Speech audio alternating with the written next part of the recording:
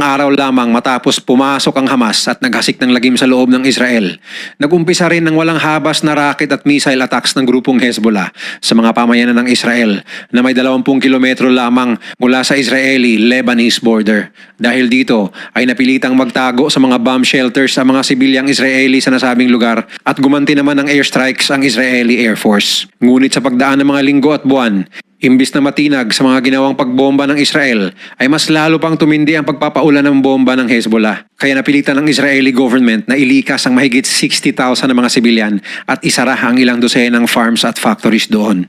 At simula noon ay hindi pa nakakabalik ang mga residenteng ito sa kanilang mga tahanan.